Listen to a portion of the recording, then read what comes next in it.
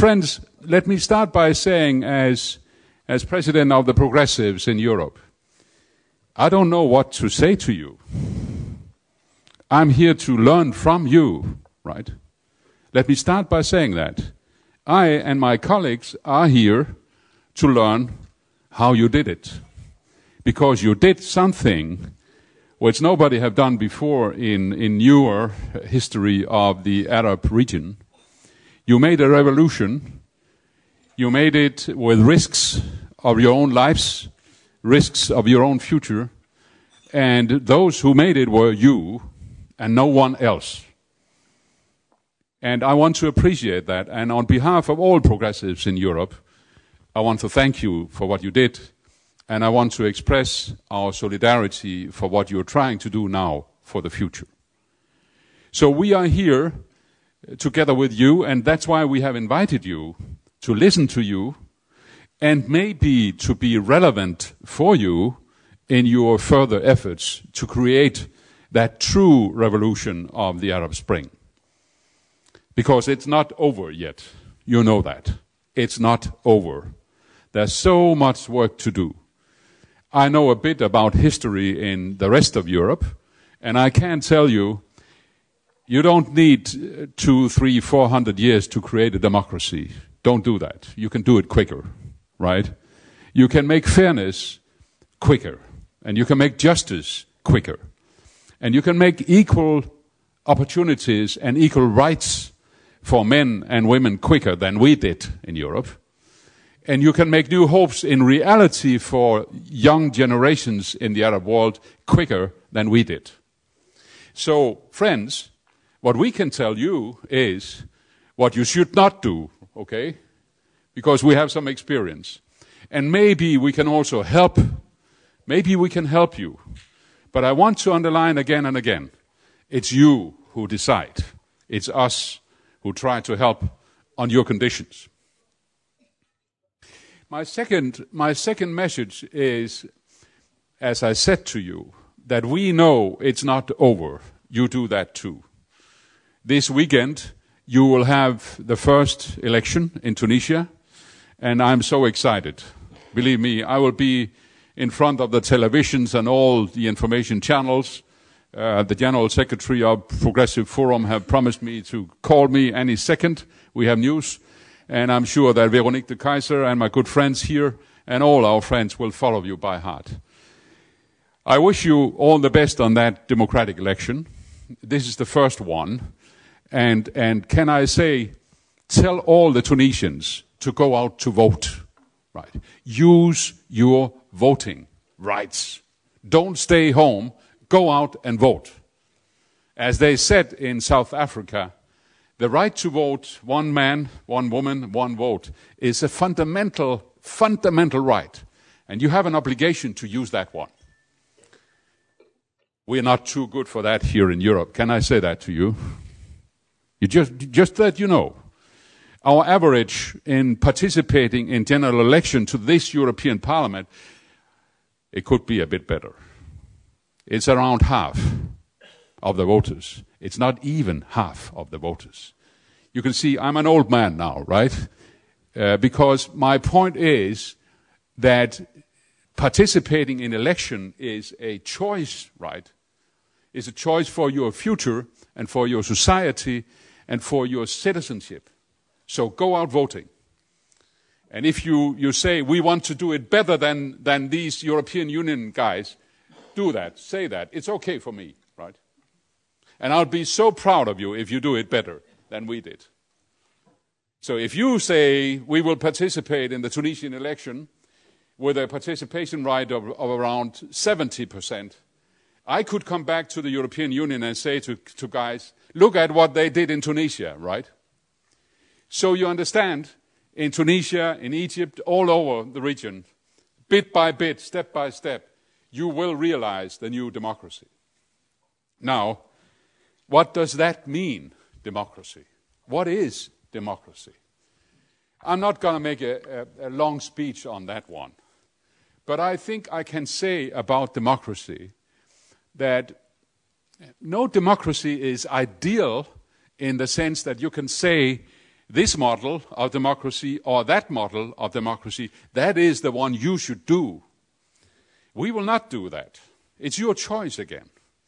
But fundamentally speaking, I would say that ensure all the way that no matter who you are, no matter whether you're rich or you're poor, no matter whether you're young or you're elderly, no matter whether you're man or woman, as a human being, you have a fundamental right to vote on what you believe in and what you think should be the future of your society. It could have different forms, but that one is the most fundamental one. Now, remember one thing more. When you then have chosen your leaders, your parliaments, be sure that the majority in the parliament is having a government which is corresponding to the majority, right? We have seen some, you could say, artificial democracies, if you understand what I mean, right? Someone would even say that in some countries in the Arab world now you have democracy. I would say that's a good question for discussion. So true democracy is high participation in every country where you have that chance now, and ensuring that the majority is deciding who's going to govern my country. But there's more than that. Democracy is also, as I said, to understand people's demand and people's wishes. Can I say that the first sound I heard when the revolution started in Tunisia, and when you know, and when we all know how it started, with that younger man who, in despair, took his own life because he was denied to develop his own little business. He was treated, humiliated, again and again and again. All his hopes for the future was cut down, and he didn't see any other chances at the end of the day than to take his own life. This symbol of the price to pay to obtain changes is still with us, and we will never forget that young man. But we will also understand that the despair, the lack of hopes, was the reason for the revolution. My point is, in my world, democracy and hope belongs together, right? True freedom is not a theoretical thing. True freedom is to say what you want to say, to gather when you want to gather, to create political parties as you like to create political parties. But in my world, true freedom is more than that. Freedom is also to get a chance to get a job. Freedom is also to feel secure socially. Freedom is also to have the same rights. And that's where our political party comes in. Let me be direct to you. One question, of course, is how do we treat the political religious party? Muslim brotherhoods, Islam parties, Islamic parties. How do we act here? I'm listening. We will listen in all humbleness to you. But I would say one simple thing. My personal attitude is that the Islamic parties should be taken on board in the democracy. We should welcome them.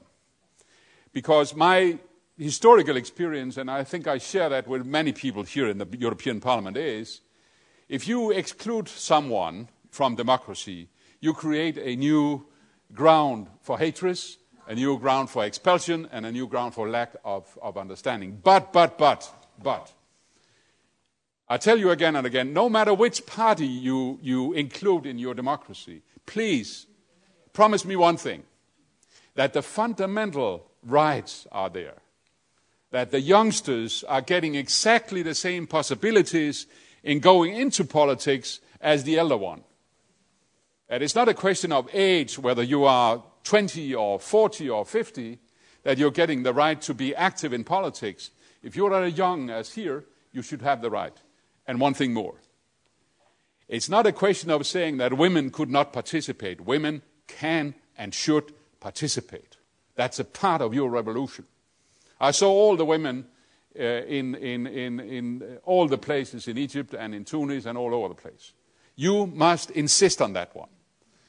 my second point, my next point is this about economics and social. Friends, when you have got your election in Tunis and when you have got your election in Egypt, the day after, the poverty will still be there, right? There will still be poor people the day after your first democratic election.